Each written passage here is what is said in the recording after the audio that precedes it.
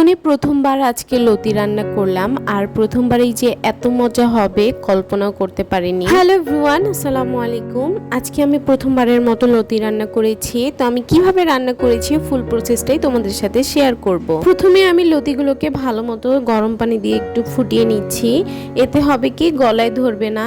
আর একটা শুটকি ছিল, ওই একটা শুটকি নিয়েছি, এটা ভালো মতো আমি ভেজে নিচ্ছি। দেন আমি শুটকিটাকে ভালো মতো পরিষ্কার করে নিয়েছি। আর এবার রান্নার পালা। প্রথমে আমি কড়াইয়ের মধ্যে তেল দিয়ে দিলাম, আর এবার আমি শুটকিটাকে ভেজে নেব। আমার কাছে শুটকি ছিল না, বাট একটাই শুধু ছিল, সেই শুটকিটাকে আমি ভালো মতো ভেজে নিচ্ছি। শুটকির যে একটা বেড স্মেল আছে, এটা আমার কাছে ভালো লাগে না, যার কারণেই ভেজে নেওয়া। শুটকিটা ভালো মতো ভাজা হয়ে গেলে এবার আমি শুটকিটাকে তুলে নিচ্ছি। তুলে নেওয়ার পর আমি এখানে একটু সরিষার তেল দিয়ে দিব। এটা একেবারে অপশনাল। আমার সরিষার তেলের স্মেলটা অনেক ভালো লাগে, যার কারণেই দিয়েছি। তারপর পেঁয়াজ কুচি দিয়ে পেঁয়াজটাকে ভালো মতো ভেজে নিতে হবে। যতক্ষণে পেঁয়াজ ভাজা না হয় ততক্ষণে তোমাদেরকে একটা কথা মনে করিয়ে দেই। তোমরা যারা এতক্ষণ পর্যন্ত আমার ভিডিওটি দেখছো, প্লিজ আমার ভিডিওতে একটা লাইক করে দিও।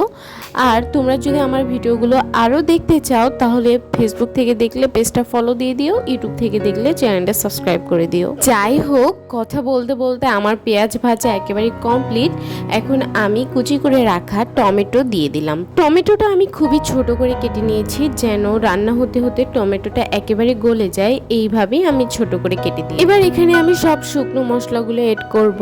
আর তোমরা যারা আমার রেগুলার ভিডিও দেখো, তোমরা জানোই আমি খুব বেশি মশলা খাই না, যার কারণে আমি শুধু এখানে হলুদের গুঁড়ো, মরিচের গুঁড়ো আর জিরে গুঁড়ো দিয়েছি, আর আদা রসুন বাটা। এবার সামান্য কিছু পানি দিয়ে মশলাটাকে ভালো মতো কষিয়ে নিব। যে কোনো তরকারি মজা হয় কিন্তু কষানোর উপরে, এই জন্য এই জায়গাটা একটু ভালো মতো কষিয়ে নিতে হবে। আর এই যে আমি লতিগুলো ধুয়ে পানি ঝরিয়ে রেখে দিয়েছিলাম, আর এখন আমি লতিগুলো এই মশলার মধ্যে দিয়ে দিব। আচ্ছা আপুরা, আমার লাইটিং ব্যবস্থা কিন্তু অনেক ভালো, আবার বাহির থেকেও জানালা দিয়ে অনেক আলো আসে, তারপর আমার ভিডিও এরকম কালো কালো দেখা যায় কেন? এটার সমাধান কি? আমার অভিজ্ঞ আপুরা, যাদের অভিজ্ঞতা আছে বা যারা এই সম্পর্কে জানেন, প্লিজ আমাকে একটু কমেন্ট করে সাজেশন দিবেন। এই পর্যায়ে লতিটাকে আমি মশলার সাথে ভালো মতো মিক্সড করে নিয়েছি, আর চুলাটাকে একেবারে লো পাওয়ারে দিয়ে দিয়েছি, তাহলে আস্তে আস্তে লতিটা সিদ্ধ হয়ে যাবে।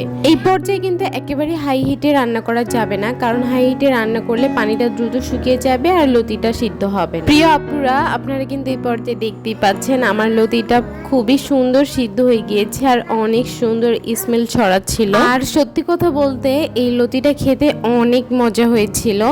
আমার হাজবেন্ড তো বলতেছিল আমি কখনো এরকম লতি খাইনি, যে গলায় ধরে না। ফার্স্ট টাইম এত মজার লতি খেলাম। তো আজকের ভিডিও এই পর্যন্তই, টাটা।